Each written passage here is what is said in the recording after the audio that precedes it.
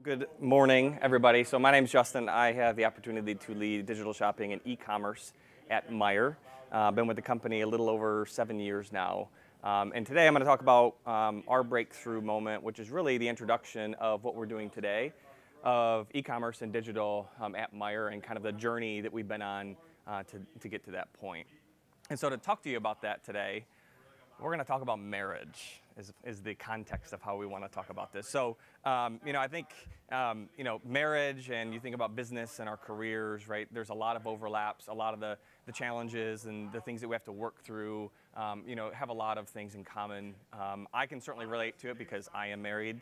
I have two young and equally insane little girls, 5 and 2, who I love very much. And I think about, my journey with my wife, with my kids, and everything that I've learned and I've been through, and how much I can relate that to a lot of the work that I've been doing, especially at Meijer and my time there, as you think about e-commerce and digital and its transformation in a relatively non-transformative industry, right? When you think about grocery retail and all of that. And so that's what we're going to talk about today. And there's really 3 themes, I think, that are very similar between, as you think about relationships and marriage, and as you think about, your work, and that is timing, strategy, and then risk versus reward. And so I think the takeaway for you as you think about all the different presenters today and all the different content is how you can think about your timing as you think about go-to-market and what implications that has. Think about your strategy or the strategies that you could take. And then obviously all the risks and the rewards that can come with all of those decisions. And so to start our marriage discussion, we're going to talk about how it often starts, which is in the classroom, right? And so, we start to meet people, and with a kindergartner now, this is terrifying for me, by the way. But you think about all your years in school and meeting people and starting your early dating relationships and all of that. It started here in the classroom. And to talk just about education for a moment, education as an industry has been slow to evolve, right? For a long time now, we've been sending our children to K through 12, and then depending on what they want to do after that, they go to college or seek, different routes or paths. But for the most part, for generations and probably generations to come, that kind of core education system is likely going to be the case. Now, with technology and online, there's certainly been a lot of advancements in the ways that we do educate our children and people that grow up through different ways of learning, online courses and classes. There's better tools and ways to educate young minds and obviously advance them through. But the core, right, education infrastructure, if you will, hasn't really evolved very much over the course of time. And when you think about grocery retail, it's in a very similar space, right? For decades and for generations, this is how we've done our grocery shopping. We make our lists, we go into the store, we fill our carts, we do our grocery shopping, and for the most part, that's how we'll continue to do it for the years to come. And so stores evolve, formats evolve. Certainly there are new store openings, new formats opening in the US. There are formats that are closing and having a lot of challenge. But for the most part, this is how we do our grocery shopping, right? It's been very slow to evolve. But over the last couple of years and handful of years, we've started to see a pretty significant shift in how people want to use online tools and mobile, right, to start to shop online and use these new convenient services.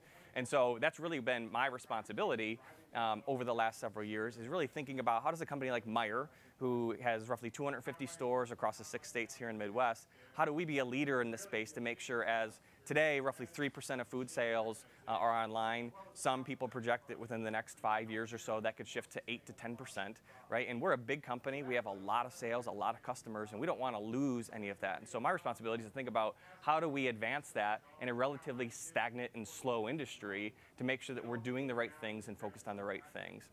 And so I think there are a lot of external things that have happened in the last 5 to 10 years that have really kind of helped really change consumer mindset and the things that they're comfortable with.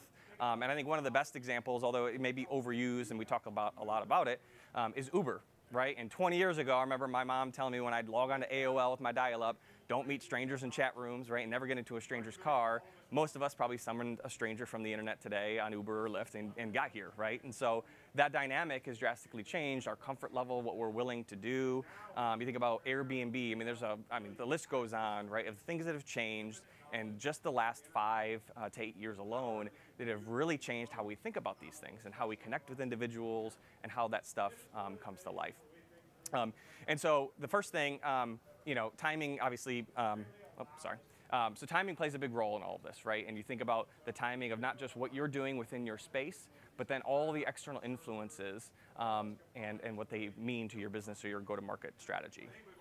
The second thing is strategy. So that's the second thing we're going to talk about. So quick show of hands, who in here is married?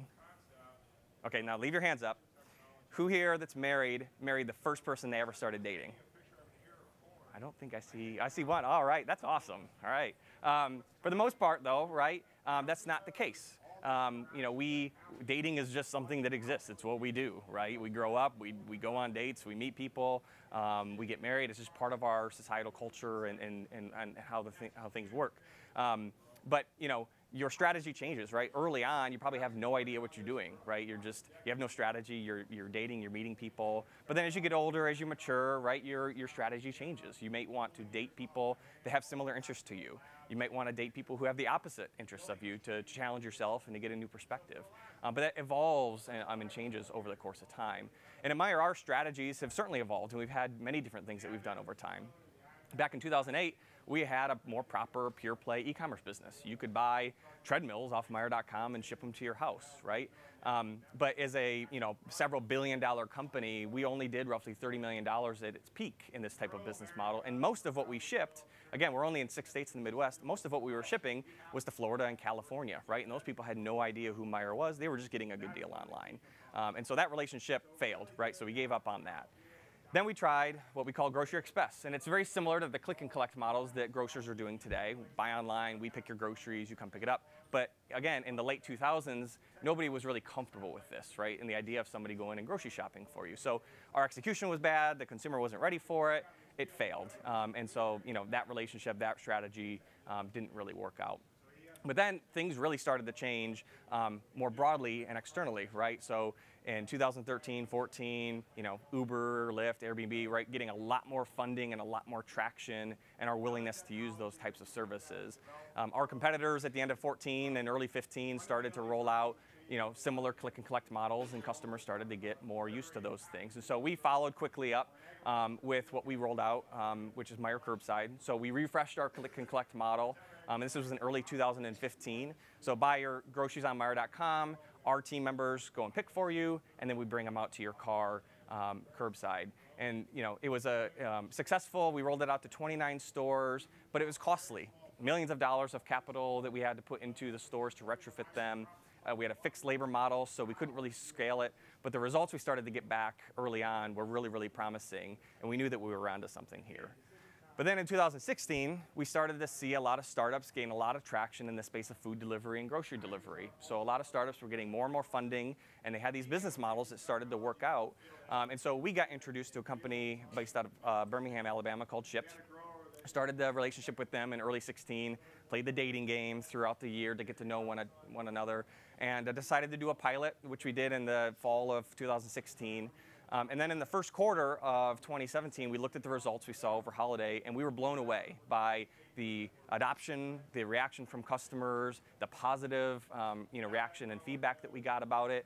And we knew we were onto something, but we were at a very pivotal point at that point, and we need to make a decision on what are we going to do going forward. And that takes us to our third theme, which is risk versus reward. And so, you think about dating, you think about relationships, right? They are risky. We are vulnerable. We are putting our emotions on the line. If you're like me, you always got dumped. You never broke up with somebody, right? You're putting your heart out there, right? I mean, it's a serious thing.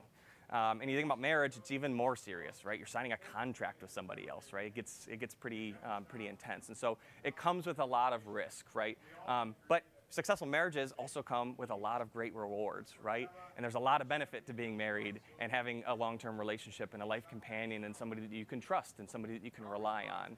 And so, again, when you look at our business and the things that we started to do in the case of Shipt, right, there was a lot of risk involved. We had a third party, it was a startup model, they had just closed their first round of funding, but we went all in with them and decided to roll out. In March to August of 2017, I spent my entire summer rolling out these capabilities to all of our 240 stores across the Midwest. Early this spring, we closed the loop and brought it to 100% of our stores, including our friends up in the Upper Peninsula where we have some stores up there.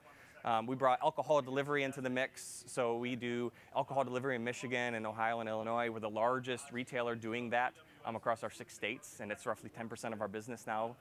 So we've had a lot of really great successes, but it came with a lot of that risk. But the reward is really the breakthrough. And for a traditional retailer like us who is grocery first and very focused on our stores, right, getting that breakthrough to move online has been challenging. But quite frankly, the success we saw was really the impetus to shift capital dollars, headcount, and all of that in the last couple of, the last several months especially, to what we're going to be doing going forward. And so in 2016, we had several $1 million in sales for e-com. In 2017, we surpassed 100. Last year, we had hundreds of millions of dollars in e-com sales, and it's going to continue to grow. And so I think what's really great about this story is we took a lot of risk going down this model, and certainly they're not owned by Target, right? They're a competitor of ours, but it's given us the fuel now to continue to move forward. We're investing in our e-commerce platform, and as we speak, we're rolling out home delivery from Meijer.com and the Meijer digital channels more every single week, and will be fully rolled out by the holiday. And so I think it's been a great journey. But again, if you think about timing means a lot. The strategies that you could take, we could have gone 100 different ways with this. And if we go back in time, we wouldn't have changed our decision. And then everything comes with risk, and you always have to think about the risk, but also what is the reward, and then how do you move forward from that? And so we have a great future ahead. We have a lot of exciting things that we're going to be able to work on, and all of this has really been a big part of our journey at Meijer. So I threw a lot of information at you in 8 minutes, but I'm hopeful that you think about the context of marriage and you think about the work that we do, the similarities, and again, those aspects of timing and go-to-market, your strategies and the different things you can do, and really considering those risks and rewards can mean a lot. So I appreciate your time this morning. Thank you.